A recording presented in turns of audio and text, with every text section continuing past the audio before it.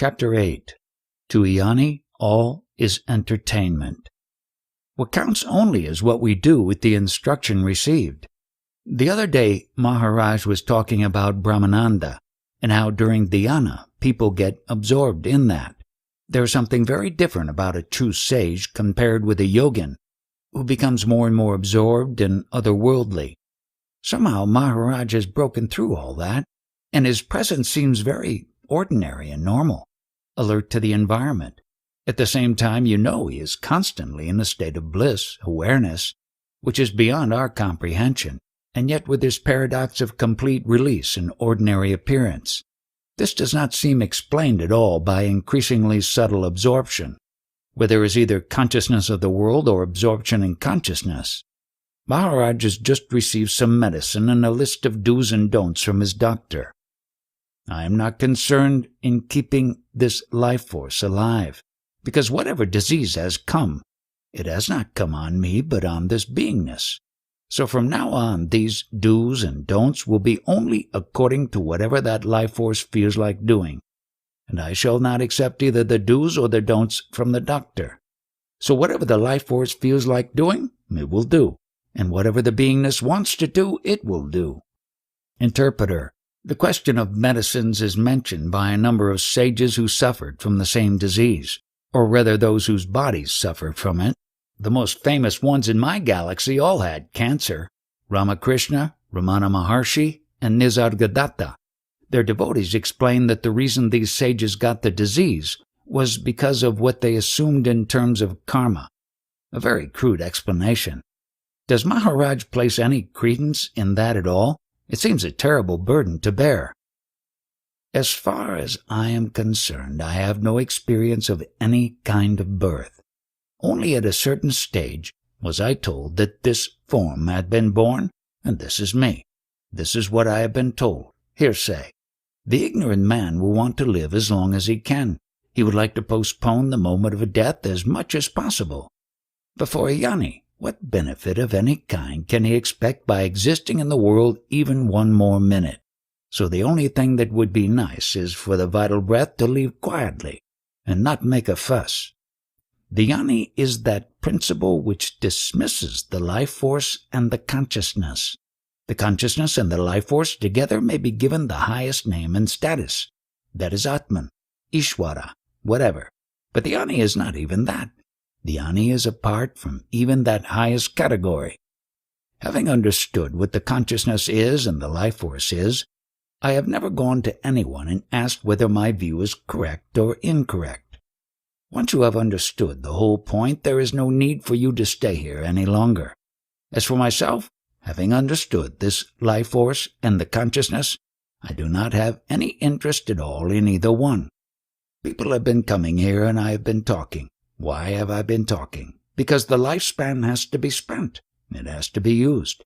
So even that is merely entertainment. Something has to be done. This is entertainment, whiling away the time, the lifespan. The name is the giving of knowledge, but what is the game? A game of cards, entertainment. The name is spiritual knowledge. The game is cards. Addressing a particular lady in the audience. Now that you have understood, you don't have to come anymore.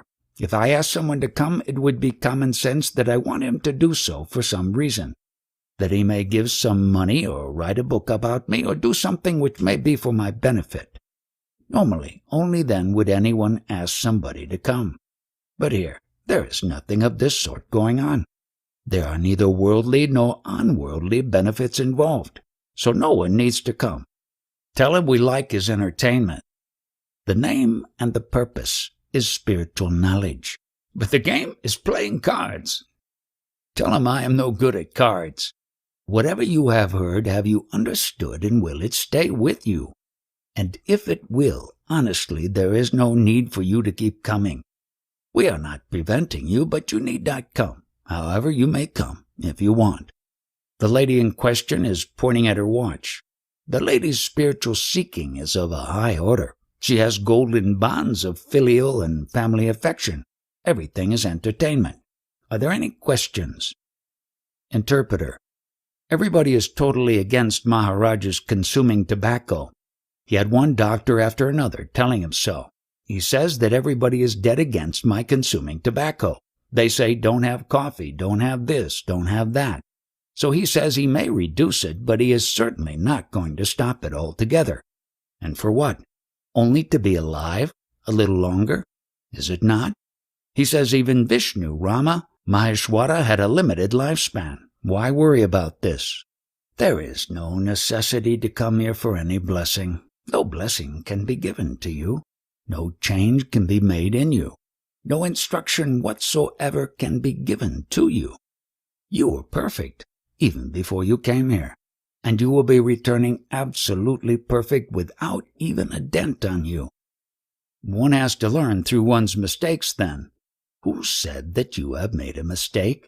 When you understand that you are perfect, only then do you know that a mistake has been made. This you can know only when you understand your true position.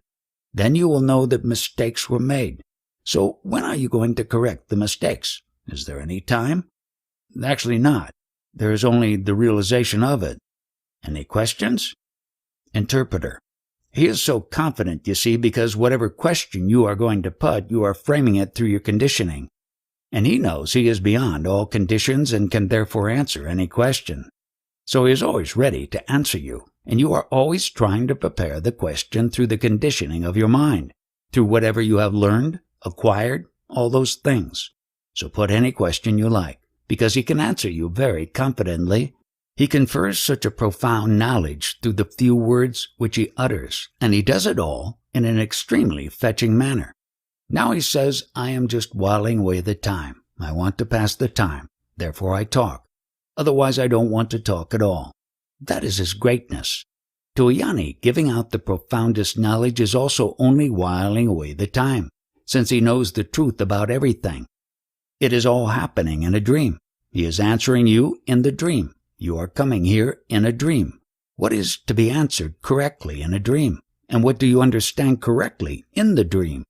The moment the dream leaves, everything goes away. You see, he is absolutely certain about the true situation. That is all. Does this mean then that everything is preconditioned? Did I suggest that everything is preconditioned? Nothing is happening, so where is the condition? When things happen by themselves? Yes, in the objective way, things are happening by themselves. In your dream, the things happen of themselves, or you make them happen. In the same way, things are also happening here. Whatever is applicable in the dream is applicable here also. If you want to call it a sort of system, there is no system that way. Very simply put, the vital force is moving. It is its nature to move. And whatever words come, the meaning of that word is the mind. Unless and until you have the vital force, you cannot speak. You cannot do anything. The mind will work only if you have the vital force. Now take a scientific view. No work is necessary in order to initiate the state of knowledge. But when you are in a state of knowledge, you can do any work.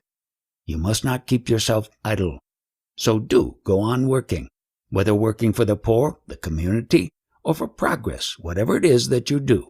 Be at that state of knowledge, of real consciousness. But when you ask me whether work will help in one's realization, my answer is that nothing helps there. Realization is first, then the work starts. Duality is lost. He knows that. He has experienced it. I do not have that experience. Expounding knowledge is an absolutely rare thing in India. People keep to themselves and then disappear.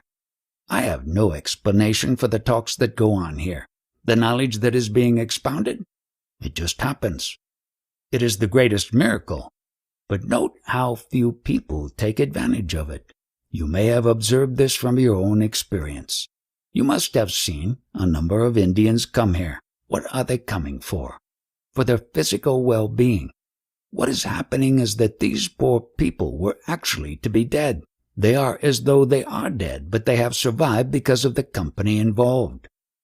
Are they doing any sadhana? That is very difficult to say. Most of them are barely surviving. They are not very active. They suffer from poor health and can't come every day. but they acknowledge they are alive because of this place. One of the things that seems to me an important guiding principle in my work is the determination of whether it is worth trying to maintain life when there is still a possibility of consciousness and that person wants to use it appropriately. Otherwise, I can't see any point in keeping the body alive. I don't see it honors life at all. Interpreter: You must have heard about his own daughter who expired. She was on her deathbed, so Maharaj, as was his normal practice, was going out in the evening. And when he was about to leave home, Maharaj's wife was also leaving at that time. So she said, "Your daughter is almost dying. Why must you leave right now?" He said, "Don't worry, I will be back in a second. She wants something to drink. I shall bring her that drink, some cold drink." But upon Maharaj's return, he found the girl dead. Then Maharaj kept the glass containing the drink on the table and looked at that. She got up and drank it. He said, "I brought it. You had told me." After she had finished, Maharaj asked, "Do you want to live?" She said no, and she fell down again. There is no doer at all. No one has an identity to do anything. In the field of consciousness, everything just happens. That is why it is so important that these teachings should become more widely known. In the United States, for example, they're going to be very hard to swallow because there is such a strong sense of doership there and such a great deal of personal pride and achievement. The whole of society is structured around praising people and categorizing them in terms of what they have apparently achieved. Here in India, it is said that 1 in 1,000 is desirous of knowing himself, and 1 in 1,000,000 actually knows. There is some saying of that kind. People who want only knowledge. I actually love such people more than my own relatives. People who value self-knowledge. They are dearer to me than my own children. And he looks after them pretty well, encouraging them and seeing that they are doing their lessons. They will be all right. Maharaj is addressing himself to a visitor in monastic garb. I am telling you that if you receive the knowledge from me, then this dress will be of no use to you. You will have a less common dress. Does it mean that I will take off the robe? No, that will be your decision. On your own you will do it, without my telling you once you know what is the truth. Is there no point at all in a methodical approach like meditation? No use. To reach this knowledge there is no practice at all, no specific practice. Then it arises all by itself? Then one does not do anything about it? You know the world spontaneously without any effort. Or have you put in an effort to know that the world is? I don't know if I put in any effort, but it is a mental creation, a reaffirmation of my own image of the world. Whether you have put in any effort to know that the world exists or you just know that the world is, that is the question. Knowledge of the self is also like that. People teach that certain conditions must be ripe for realization, but then that would mean there are no special requirements. Knowledge cannot be ripe or raw like a fruit. You know that you are, that you have your I consciousness. At present you wrongly identify yourself as the body. Body is given a certain name. That is you. You consider it to be like that. But I say that in this body, consciousness is present, or the knowledge I am, as I call it, is there. You should identify yourself as this knowledge. That is all. How about one's livelihood? Does it happen by itself, or does one have to put in an effort to earn one's livelihood?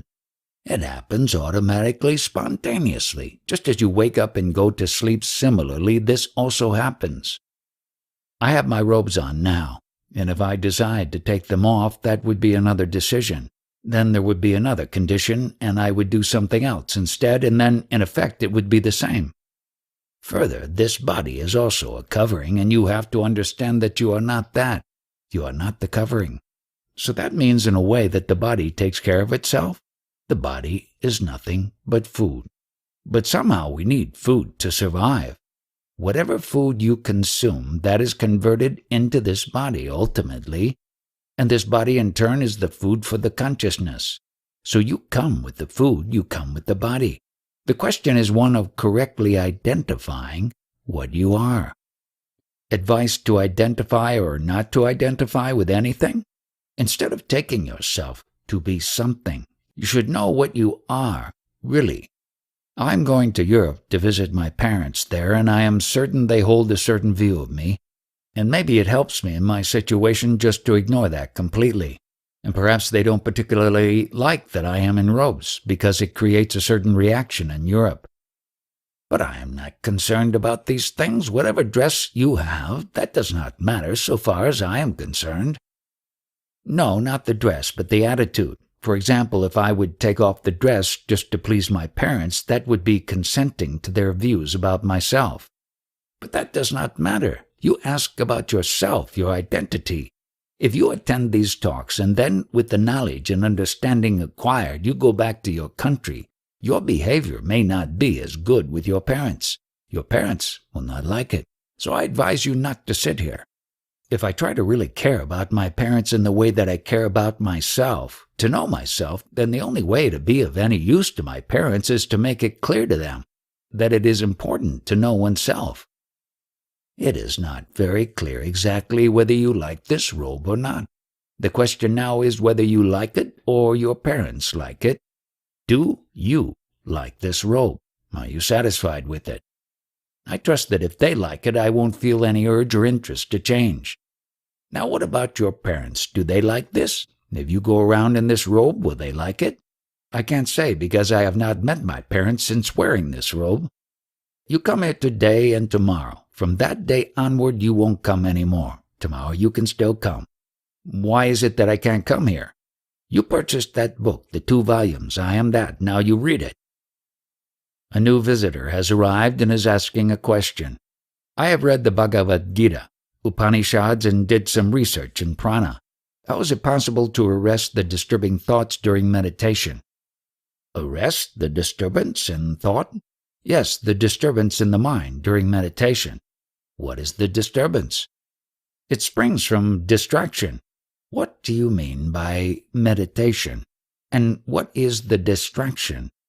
When you are concentrating on a mantra or on respiration, and there are many thoughts coming in and you cannot concentrate properly. You do not know what meditation is. The mind is the flow force. The mind is continuously flowing. That means the words are continuously welling up. When you do not get involved with the thought process or the flow of the words or the flow of the mind, you are not the mind. When you are in a position to observe the mind, you are other than the mind. I find it very difficult to do that. For meditation, you should sit with identification with the knowledge I am only and have confirmed to yourself that you are not the body. You must dwell only in that knowledge I am, not merely the words I am. The design of body does not signify your identification, and also the name which is given to you or to the body is not your correct identity. The name which is imposed on you, or the name which you have heard about you, you have accepted that name as yourself. Similarly, since you have seen your body, you think you are the body. So you have to give up both these identities, and the indwelling knowledge that you are, without words, that itself you are. In that identity you must stabilize yourself, and then whatever doubts you have will be cleared by that very knowledge, and everything will be opened up in you. The indwelling principle you are without words, let us call it Atman, the self. You are that self, and you are not the body. With that conviction you must meditate that I am that self only. The self or the Atman sheds the body, which event we normally call death. But to the self there is no death. I repeat, the Atman discards the body. It is the body's death, but the self or the Atman does not die. But if one says, I am the body, then surely he is going to have death. Who understands with the help of intelligence? Hold on to that who, not the intelligence. Catch that, be that. My question is there a useful way for arriving at moksha? And are there particular signs for distinguishing which paths are the best for us? You just listen to all this, whatever is being said here. Follow that, abide in that, and be that. Don't ask me about other paths. The path I am expounding, you listen to that, and abide in that. How are we supposed to come to know this? Can you not listen to the talk? Can you hear it? So as you hear it, you be that. As I said earlier, time is moving fast. Can you stop all your questions? You started very well. You asked very relevant questions. I'm interested especially in practice, how to start it. Forget all about physical disciplines in this connection. I am telling you that the indwelling principle, I am, the knowledge that you are, you have to be that.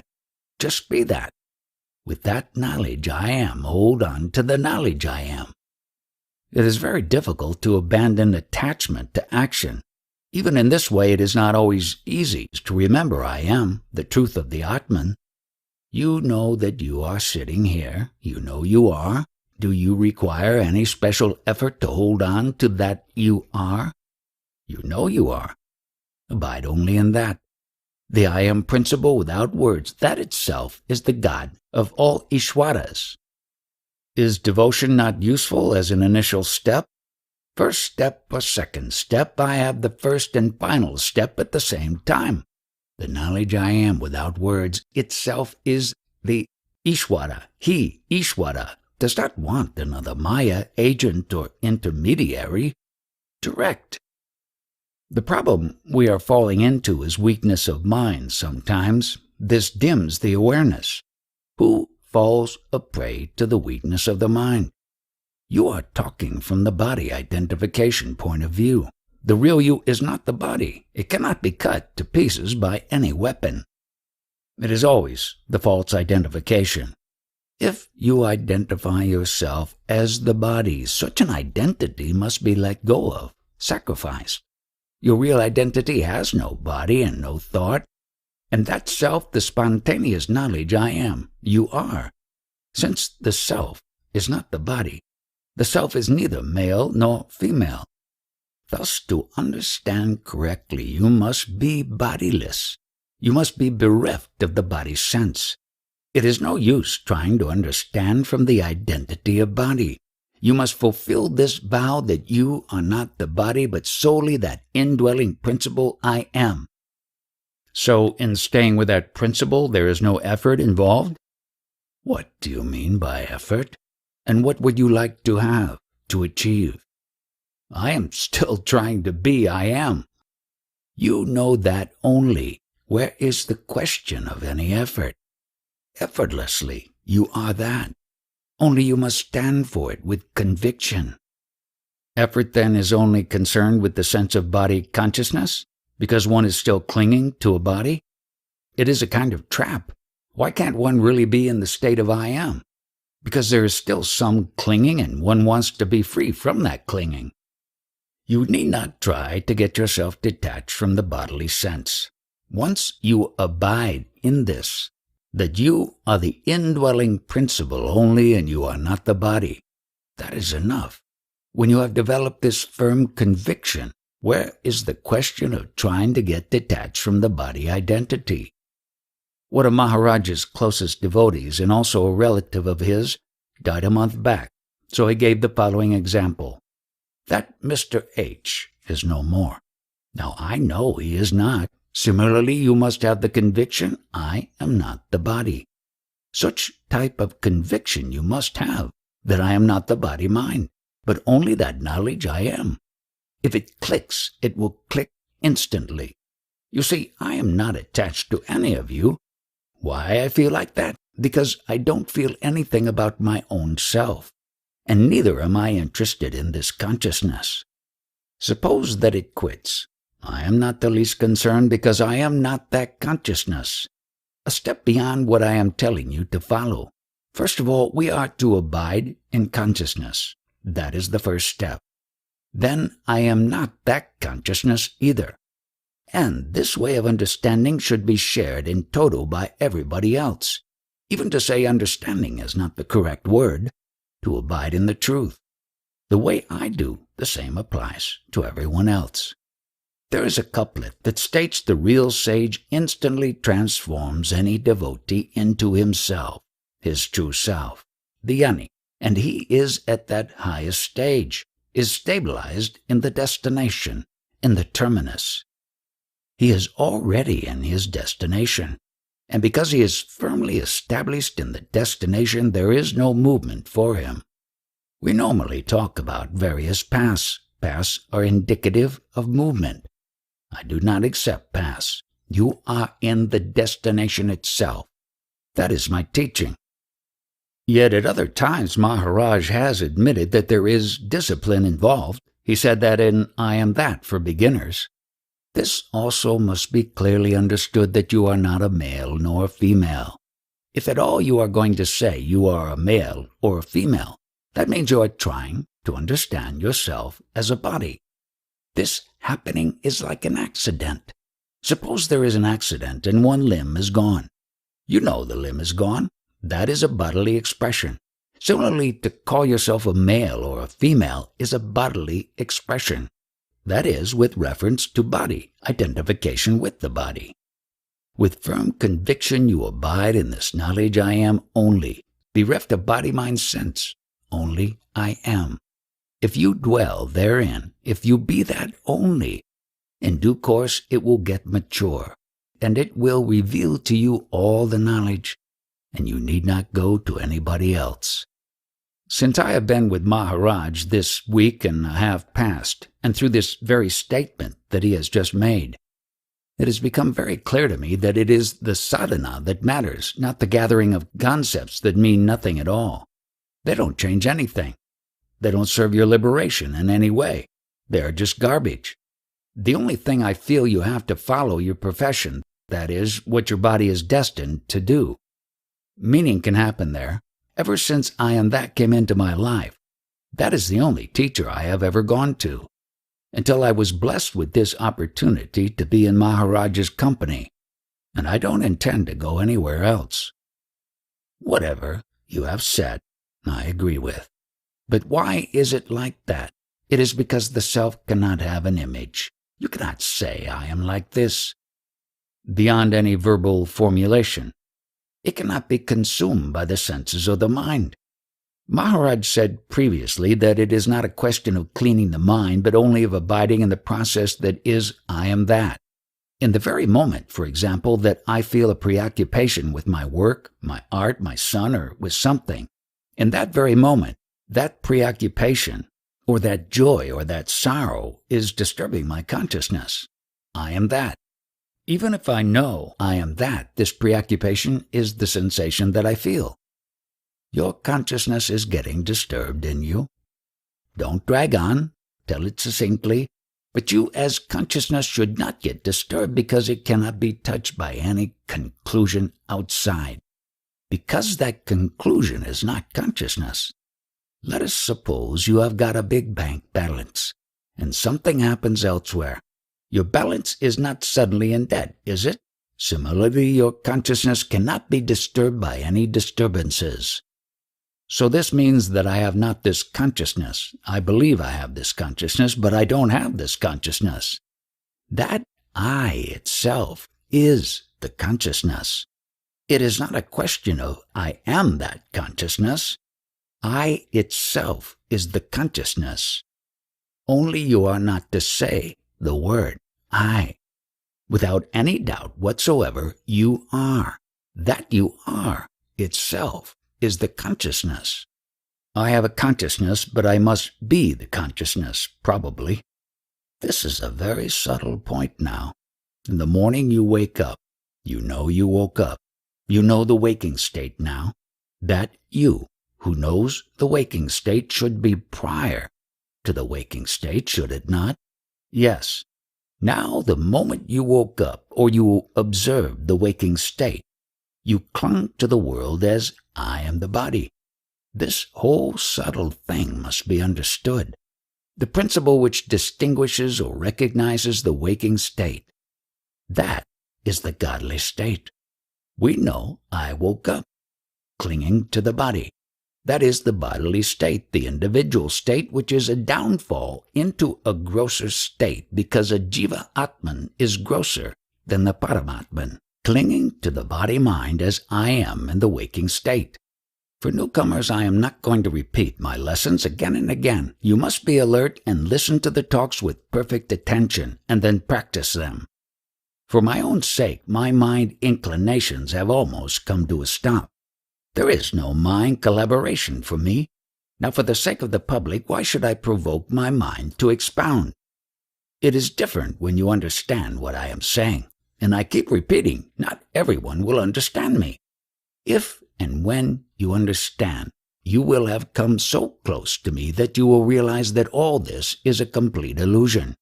That whatever it is because of which you see things in itself is an illusion. Then you will throw up your hands and give up everything since you are convinced that it is all unreal.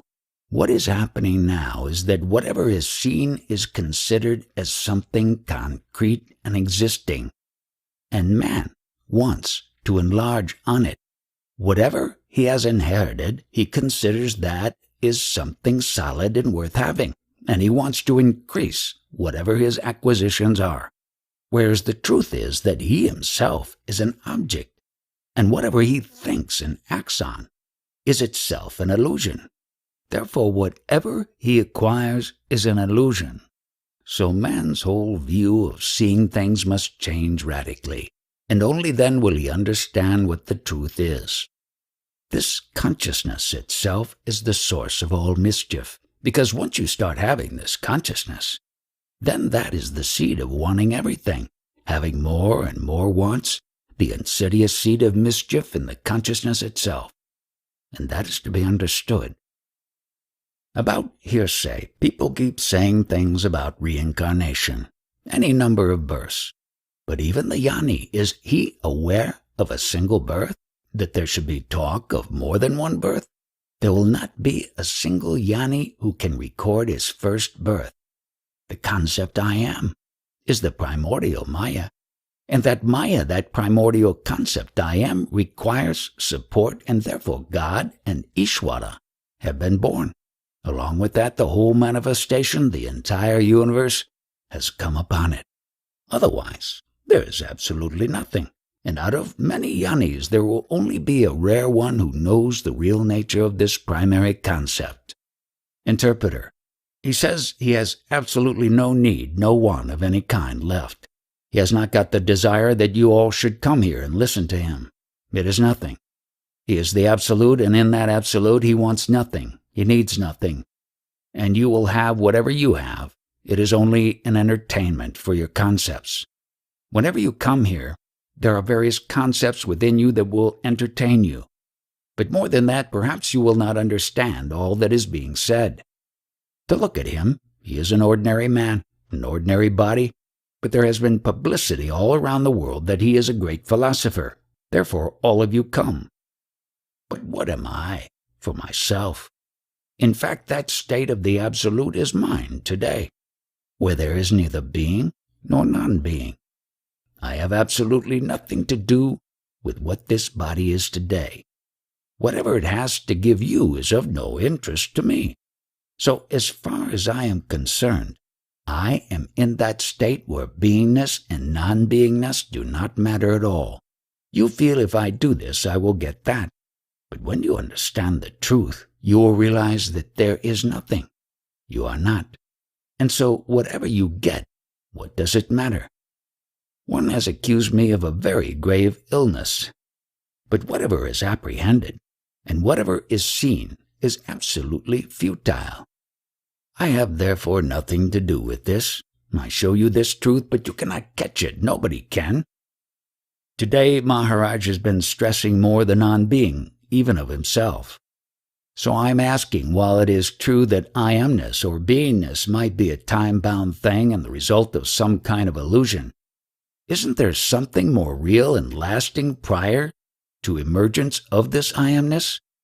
Whatever it was, that I amness has become naught. Now whatever is left, that is the solid thing and is called Parabrahman. What was not, but still is.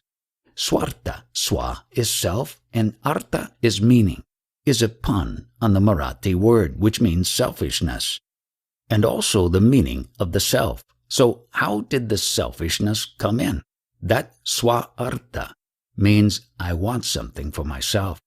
As soon as this consciousness comes on, all kinds of needs and wants start. Now, before that, what was the position?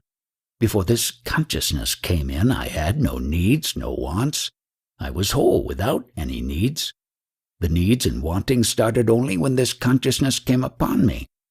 Once I knew the meaning of the self, I realized there is no such thing as I, as an entity. Therefore, who is to want anything?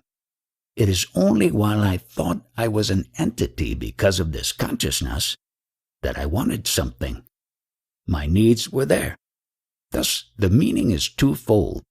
The first is wanting something, and the second, subsequently, is not wanting anything because there is no entity to want anything. Interpreter. What he is trying to tell us is from his own intuitive experience. So what he says is the truth. But in the same breath, he is telling us that what he states about himself applies to every one of us. So if he says, as he often does, something has happened to me, or as far as I am concerned, he tries to keep us out, but at the same time is telling us that whatever his intuitive experience is, it can be the intuitive experience of every one of us. Can be. The potential. That is why we are here, and not with any philosophers. Talking about philosophers, all these philosophers, what are they doing? They are only acting philosophy. And all those concepts which are most dear to you are images of yourself. Your image of yourself is that concept which is dearest to you. Referring to one of the visitors, now he puts on these Buddha robes. What is this but concept? There's nothing else there but concept. When you go to pictures, cinemas, and dramas, what are you seeing? Are you seeing any original self there? Acting, acting, acting. And it goes on endlessly, all playing their roles. Sometime I am like this, the other time I am like that. And is any of it true? Nothing. That which has appeared unknowingly has been taking on an infinite number of roles on itself and is moving about in the world like Brahman, Ishvara. But remember that this knowingness I am is not going to last. I am asking you to do meditation. Why?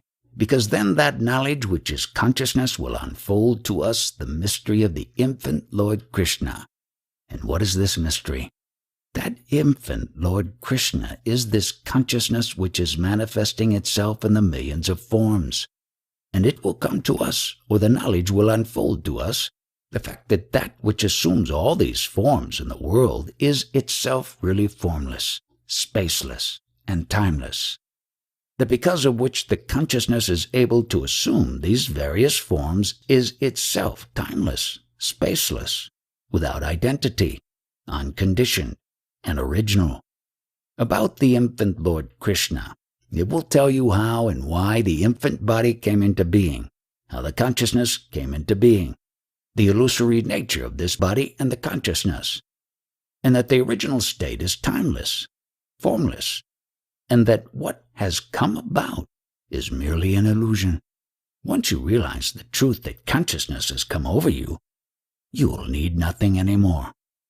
Go back to your infant form, in order to realize that that which assumes the multitude of forms and manifestation is itself absolutely without any form. Those amongst us who have heard this and taken it to heart will get to the bottom of the whole mystery. Chapter 9. Eventually you have to give up this association with the consciousness. People who think themselves to be in a position to air their knowledge forget one basic fact, namely that they go by mere appearances. Someone expounds knowledge, and the one who receives it begins to ape the person from whom he has received the knowledge. Thus, whatever the teacher wears, he will wear. Whatever mannerisms the teacher affects, he will imitate. And the transfer of so-called knowledge has been only that of concepts. This is essentially how tradition becomes established and traditional forms of worship come into being, all of which has nothing to do with the basic knowledge. Whatever you have heard, whatever you have been told will have no value as far as I am concerned. I want to know whether you accept the fact that the only knowledge that you really have is the knowledge that you are, this consciousness. Other than that, whatever knowledge you think you have is mere hearsay, something acquired, based on that illusory consciousness. Is that so, or is it not so? To me it is so. The knowledge has radically stripped away the baggage with which I came here. I just don't have any interest in it anymore. What is left is the basic concept that I am.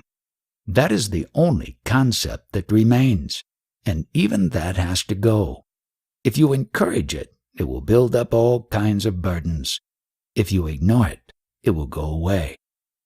I feel since I have been here with Maharaj that the one thing he has drawn me back to constantly is this absolute need to dwell on the sense I am, and through that to transcend it. Anything else I can think about, say about it, do about it, will only distract me from the central command he has given me. And it is this instruction I first received by reading his books, which is only being thoroughly confirmed and strengthened in his company. It is the key which is the verbal form of his grace to me. In the end, one has to give up even the association with this consciousness itself. That is the ultimate aim. That to me is when the paradox of his teaching comes in, as one is always making this assumption about oneself. And it is like the assumption has to undo the assumption which it is making about itself. There is that unfathomable element of grace that comes into this to make one stand outside what one is always doing in the sense of defining oneself as this I am. It can't be expressed. He who starts the search along a spiritual path expects to get something, but when he understands what I am saying, then the very need for something vanishes. Expectation itself disappears. One who will die with his ties of affection for the family, he will not be able to understand the gist of this matter, the secret of this knowledge. The ultimate conclusion one arrives at, if one understands the teaching correctly, is that there is nothing like an entity, I. Then where is the question of anyone wanting anything? So whether it is something worldly or unworldly, where's the question at all of anything to be sought, and by whom? Consciousness has come upon one by itself, spontaneously, and that which has come spontaneously will go away in the same manner. So what is it that I can consider as my identity? That this consciousness has come upon you unwittingly, spontaneously? Is it or is it not a fact? It is absolutely true. I have nothing to do with the rising or falling of this consciousness. Maharaj was talking about desire this morning and how for a man who is completely liberated, his home is the absolute and desire comes to an end. What I am wondering is whether that is the case in absolute sense. It seems to me that as long as this body beingness is in existence, there will always be desires arising. Do they have a more lawful nature and do not bind for the man who is liberated? Or is it that desire truly comes to an end, and the only urges that arise are purely for survival of his body-mind? The jnani may do whatever he likes. Outwardly it may appear that he has desires and is trying to fulfill them. But ultimately, when he knows that he has no identity, he is the Absolute. Then who is going to benefit from these desires? Who is even concerned with them? The force of desire is undone, that is clear. After listening to this talk, what do you feel about yourself? There are still desires arising in me that I am not free from. That is very clear. And also that this body-mind has its destiny. The main message, to me, of his teaching is that a life in the world and a life of service are perfectly compatible with the spiritual practice which he recommends, and the desires that still arise will lose their force, not because of any manipulation on my part, but simply because I turn to this practice instead of the desires. If you consider yourself to have a name and form, to have an identity, then the desires will have an effect on you. But when you know that you really do not have any design, no color, no name, no form, then on whom will these desires have an effect? So often people, when they begin a spiritual practice, get very upset. It is commonly reported when you come in the graceful company of a spiritual master that these desires seem to get intensified rather than magically dissipated. And it is like Maharaj 2 or 3 days ago was talking about the life force being intensified and this purification taking place. What he was saying to me was that there is nothing you can do about these desires. This is what I have understood from his teaching. The only thing we can do is to turn to this practice with more sincerity, more intensity, and just leave the desires to themselves. It is not necessary to willfully ignore the desires. Just give attention to your I consciousness. That is enough. In the food essence, the pulsation of the vital breath occurs. And the vital breath contains this beingness, that touch of I amness. And that touch of I amness, or this consciousness, with the help of the body and the vital breath, carries out all the activities in the world. If the consciousness were not there, nobody would feel the vital breath. In this organization, what is your identity? What are you? I am that which observes. From what I hear Maharaj saying, it is not that the vital breath in the liberated state comes to an end. Obviously, its play is still present in Maharaj. You are observing what? The play of the vital breath in the body. At the same time, do you not also observe the consciousness? When the vital breath is there, the consciousness is also there. That consciousness, or that I amness, is termed Ishvara, godly. When the vital breath is gone, that godly principle is also gone. The presence of the animating force that this vital breath represents to us, the time I most observe its action is when I'm doing what Maharaj tells me. In that sense of I am, one feels all sorts of things happening in the body that are not normally noticed. I'm not sure if that is what he is asking. I am asking whether you are observing consciousness also. You say you are in a position to observe the vital breath and its actions through the body, the bodily activities. I feel it can't be observed, the consciousness. Can you observe consciousness also? How do you know that you are? The consciousness knows. The body does not know. I think consciousness gets used in many different ways. To me, consciousness is awareness itself. I know you use it, the word, in a different, more specific sense, but this is the way it is for me. No, I don't feel consciousness is like a thing you can observe. I think this type of definition of I amness is a gift you want to know. Do you observe consciousness? Do you observe I amness? I amness, yes, sometimes. For many hours you are witnessing the consciousness, that I amness. What this means is that you know that you are. That is all. Witnessing means just that. Since you know you are, you know all other things. First, the knowingness knows itself, knowing that I am. And in the illumination by that I amness, or that consciousness, everything else is observed. I have had to repeat the same lesson again and again, and I do not want to run kindergarten classes of spirituality. Interpreter. People go to visit and have a look at the sages. They are not interested in getting knowledge, especially not this kind of profound spiritual knowledge. So Maharaj is saying, since most of our people are like that, you can just tell them you have seen me and you better go now. He will not presently invite newcomers. Previously, out of sheer exuberance, he used to invite people and say, come on, you received this. Those days are gone. He is in the state now in which there is no question of God and a devotee, a jnani, and people wanting to listen to him. That difference is already gone. So why should he bother about anything? From this standpoint, nothing is, everything is illusion, all of which he has already expounded in great detail. Sometimes it is just a matter of terms, not one of misunderstanding, and sometimes I think when Maharaj's teaching is put in English, more attention should be paid to using terms consistent with the way that most people understand them. Otherwise, the full force of those teachings will be lost. Interpreter. These translations are in his own vocabulary of spirituality. People have had to revert completely to use the Sanskrit words and then spending pages trying to explain them. There just are not that many words in English to explain what Maharaj is expounding.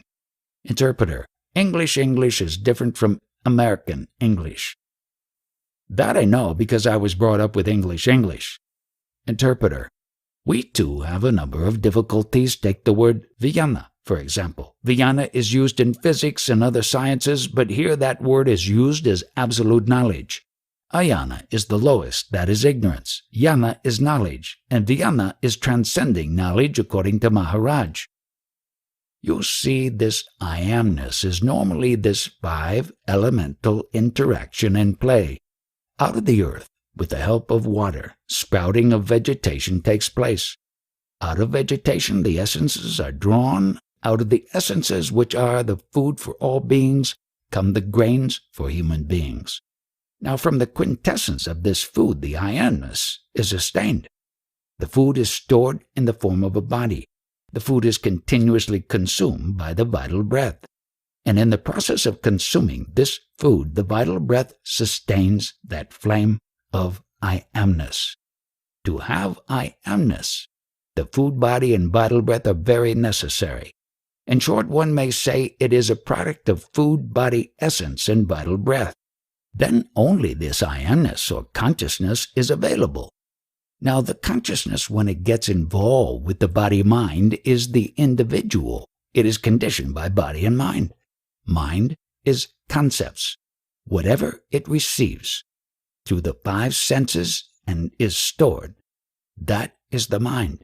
And whatever the words that flow out, that is also mind. So when that consciousness is conditioned by the body and the mind, it is individualistic, a personality. And I always tell people you depersonify yourself by not identifying with the body-mind. When you do that, you are that manifest principle. You are no more personality, you are only consciousness. When you are in that consciousness state, you are in a position to observe the mind flow. Any thoughts occurring to you, you are apart from thought. You don't identify with that thought. Since you observe the body and its actions, you are not one with those. You are apart from that body. Thus you are now in consciousness. That is the first stage. So when you are only consciousness, you are all manifest. This is to be realized. Then, provided you are, everything is. Your world is, and your God is. You are the primary cause, the prerequisite for anything else to exist, whether it be your God or your world. You abide only in consciousness. In your attention, only consciousness should be there. That is meditation. Now, the next step, the question raised in the morning, are you in a position to observe consciousness? This is also the final step. When you are in a position to observe or witness consciousness, and of course the vital breath, body, and its actions, then by virtue of that very observation, you are apart from the consciousness. Maharaj has mentioned this on other days. Like the first step is getting established in this awareness of I am and being confirmed, strengthened, and stabilized in that condition. Then one is in a position to witness what one always assumes oneself to be. So when you are in a position to observe consciousness, you are out of consciousness. Then you are what we call the awareness state, the vijnana or jnana state. It is firmly stabilized in you, or are you still wavering, vacillating? This central sense of I amness has become much firmer since I have been here. Without me having to go home, get my book out twice a day, read it, and then remember what I should be doing. I find I am being naturally drawn to it time and again during the day. Is it not possible to remember that witnessing of the consciousness is to be done or is to happen? After reading the book, I Am That, you are not able to conclude that witnessing of the consciousness is necessary? Suppose you just got married. Thereafter you know you are different somehow. Your status has changed. You witness your wife. You know you are a husband. Similarly, after reading the book, you know consciousness is there. Is it the consciousness not witnessing the consciousness? Reading is one thing, but actually applying it to yourself is another thing. Having understood my talks, are you able to fathom your own identity?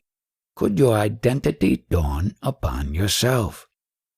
At moments, yes. like the sun coming up at dawn, our overwhelming sense of it. Can you understand the dawn? Before the sunrise, can you understand sunrise? Intellectually, yes. Not at all. You can't witness it. The knowledge I am, has it drawn a tangible or perceptible image? Is it very clear, this particular point? Then how are you going to carry out your normal worldly activities? Since you know that you have no innate form, no design, how are you going to carry out deliberately your responsibilities? I am not going to carry them out, they are just going to go on.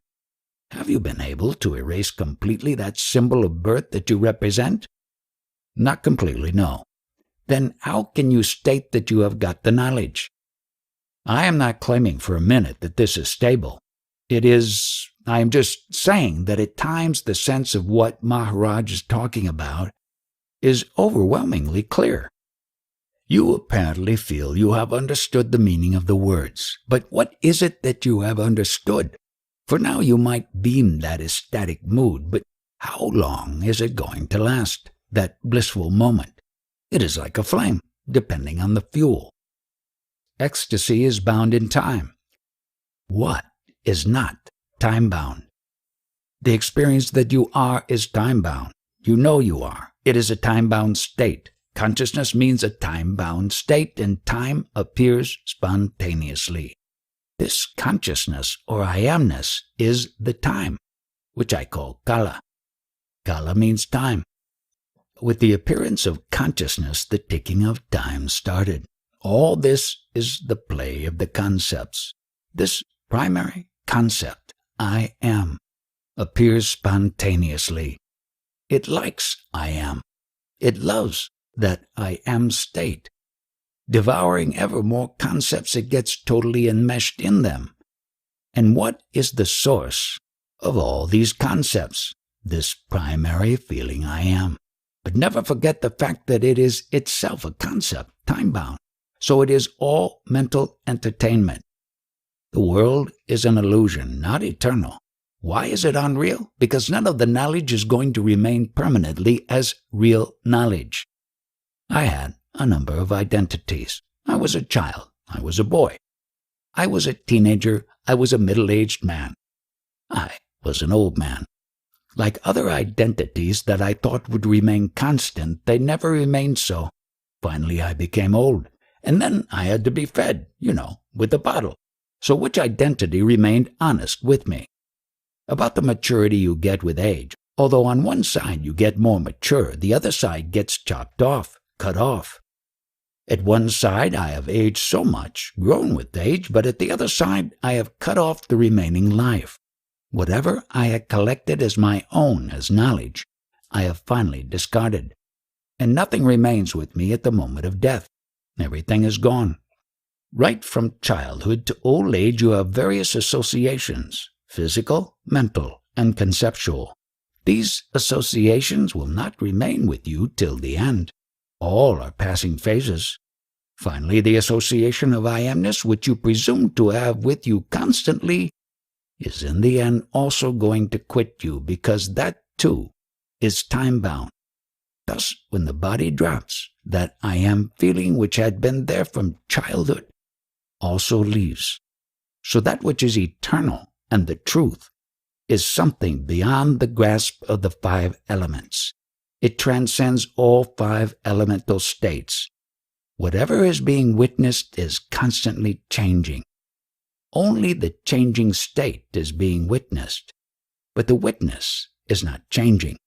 And when finally witnessing stops completely, there is the eternal state. This riddle will not be solved until you get the knowledge of your birth. How is that possible? Don't ask me, inquire within yourself. That knowledge about your birth you must definitely have. True, but in this world, even if you are on the right path, or if you do good, you never get what you deserve. What you think proper in the morning becomes improper in the evening. The principle which knows, that is not even contained in the book I Am That. It does not have that information. What is that principle? No book can contain it. No words can describe it.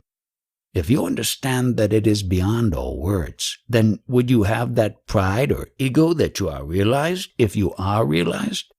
There will be no room for it. Interpreter. To drive home that point, he does not just go along with the questioner, but takes an opposite line of argument, playing as it were a special kind of devil's advocate. That is his great service to us. If we still have an image that we want to present to him, we need to see that. He makes us feel it very strongly. If we truly heard and realized what he was saying, there would be no insecurity. There would be nothing in us that he could threaten. Yet there is. If that happiness in which there is no room for ego were truly ours, there would be no insecurity left in us, no fear, no anxiety. What I feel we have to pray for from his grace is to have the same impatience with ourselves as he sometimes shows us, and yet great patience is there at the same time. That will depend on your sense of urgency, your earnestness. Without the vital breath, Ishvara or God has no soul, and without God the vital breath has no existence. Whenever man limits his consciousness to body and mind, he is called jiva. Otherwise he is absolutely independent of these two which are acting and reacting. Consciousness, which expresses itself in various shapes and forms, is all one, whether it be an insect, a big boar, or a big man. There is no difference whatsoever. Without the vital force, nobody can worship God. Actually, it is the vital breath, the life force, which is worshiping God. And without God, there is no existence of the vital breath. And without vital breath, there is no expression to God. Without this vital force, would there be even a reference to God? When this life force seeks the consciousness as God itself, then dawns the light of the consciousness with which the life force works and achieves what it wants to achieve. That is, oneness with God. Even if you take the life force as God itself, the result will be the same, because the working principle is the life force. The consciousness is merely the witnessing process.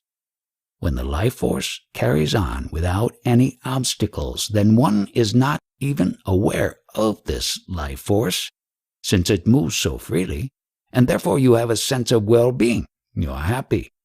If there is an obstruction, you become aware of a disturbance in the working of the life force, and you have a feeling of unwellness, and you are unhappy. People are generally asked to do a certain sadhana, and as part of that go somewhere, visit this or that temple, or climb such and such a mountain. But what is really the working principle is the life force.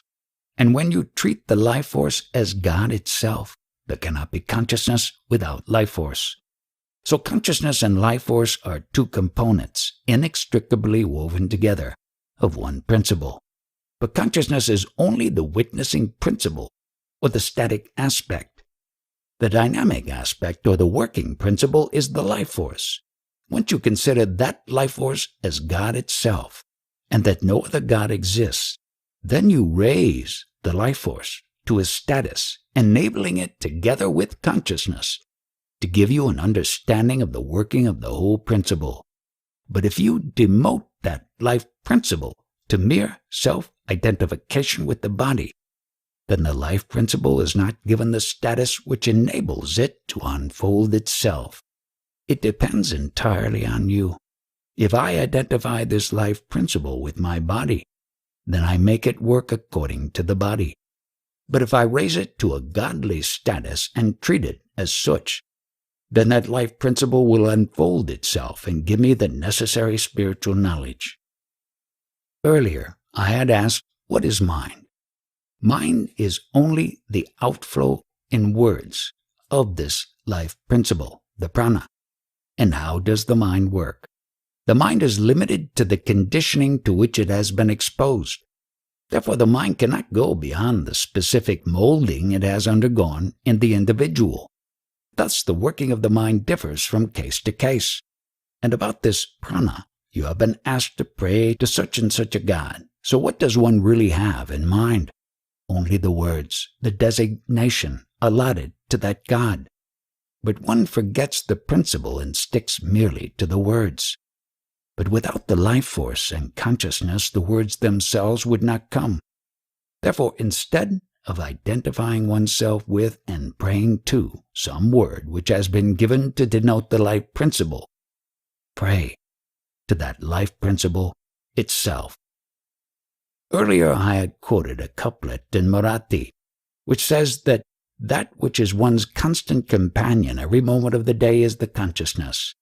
Can anyone think of a single moment without this consciousness?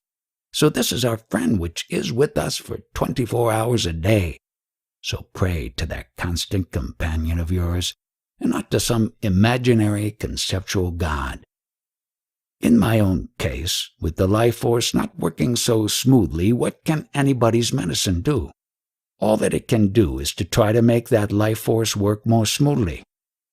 Now, going back to that old couplet which says that this companion of mine, friend, philosopher, and guide, who takes me by the hand every moment of my existence, is this very high life force. Other than God, what companion can it be? Although the one who wrote it is probably thinking in terms of some conceptual God. Think for yourself. Who is this God who is your companion every moment of your existence? What can it be, other than this life force and the consciousness? People pray to God, and when they think they do so, what are they praying to? Is it some idol made of a material, maybe gold, maybe silver, maybe something else? But have you come across anyone praying to an idol representing the life force? This physical body, this apparatus, is generally regarded very highly.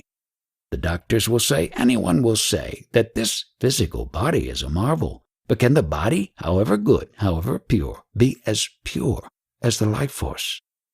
If you make a friend of this life force, that is, if you identify yourself not with the body, but with this life force, then will one need help from any other source? That is, from any source other than the life force? Is there anything more essential than this life force? If you have a choice by which you could have the life force or anything else, is there anything that you would give preference over the life force? Well, the making of that choice itself would depend upon the presence of the life force anyway. That is the point I am trying to make. That is why this constant companion is this life force, without which nothing can happen. When the life force comes into contact with the consciousness, this combination assumes the status of the highest God. That is, for one who has identified himself not with the body, but with this life force, can there be the need for anything else from any source? Has anyone been advising people along these lines? The life force plus consciousness, which has assumed any number of forms, is that meant for any one particular form, or is it for the total manifestation, the totality of sentient beings? In other words, I don't have the life force, but the life force has this one form along with millions of others. Has anyone made any capital of any kind in order to pray to and please this life force? You don't need anything to pray to this life force. This principle has, deliberately or otherwise, generally been kept a secret from people who seek spiritual knowledge. For all these 40-odd years, I have been giving attention to individual persons. But now I have not got the time, the strength, or the stamina to deal with particular individuals. I will only talk generally, and people can make the best of whatever they hear. If someone does not like it, he can go. My feeling is that if we hear him generally, all these niggardly little personal problems will take care of themselves anyhow. Previously, I asked if there was a choice. Would a husband prefer his life force to his wife? Would a wife prefer her life force to her husband?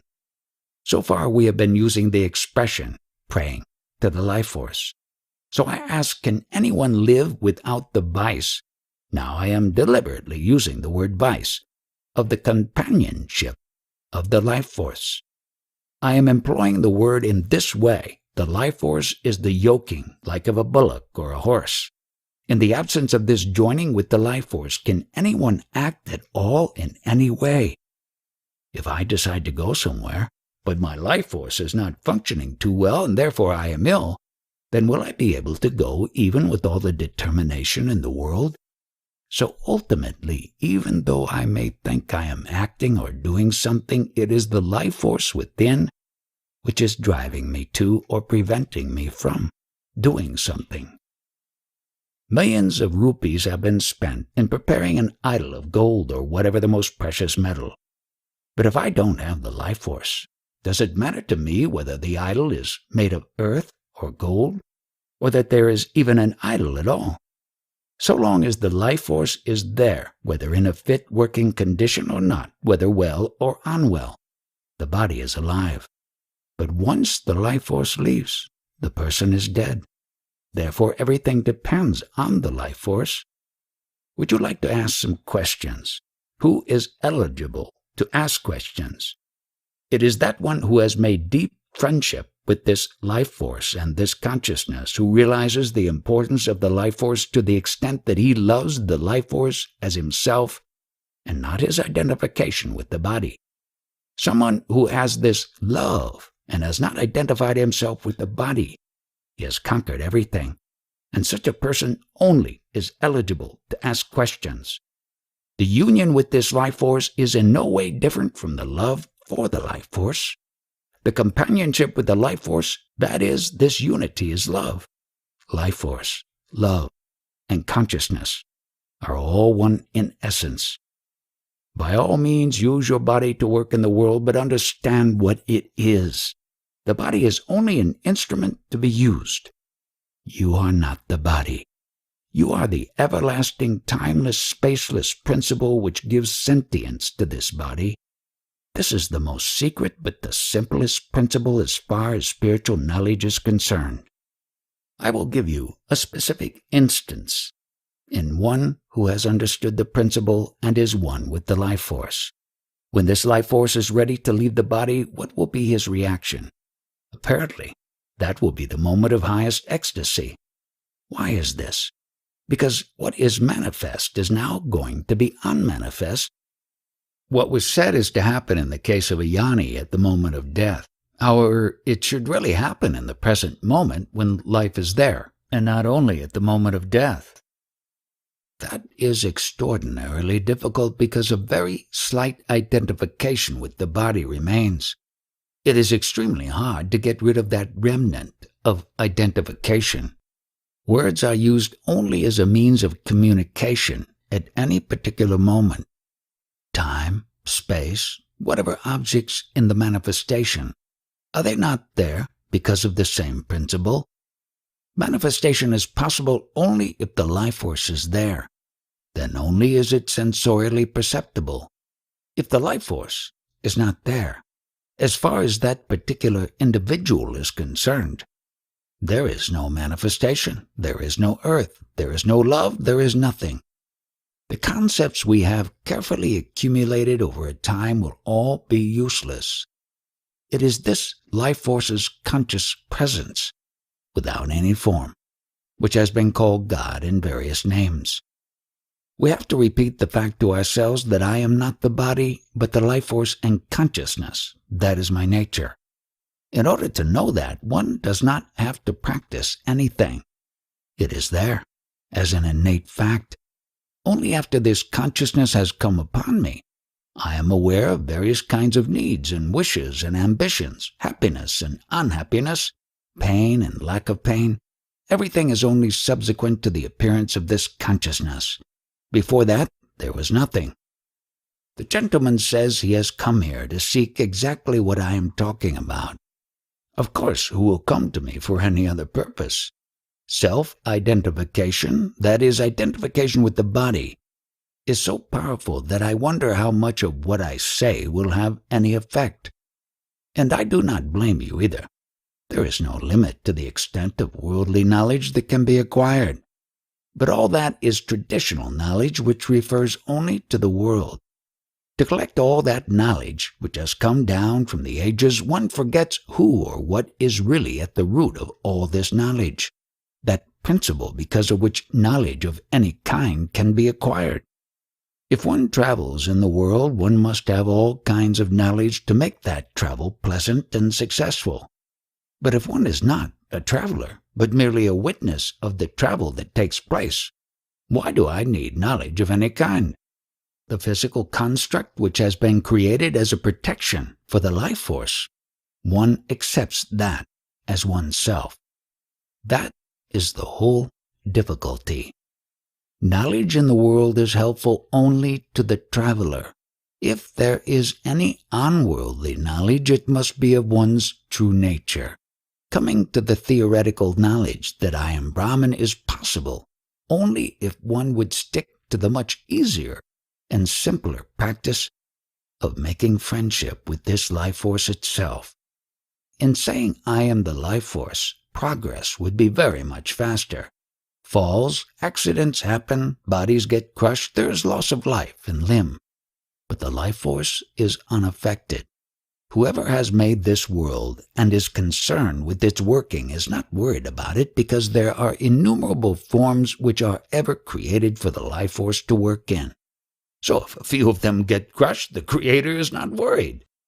Are pranayama and this making friendship with life force the same thing? Pranayama is a practice for achieving this goal. The son of a guru is not a proper son if he gives more importance to what somebody else says than what his own father says.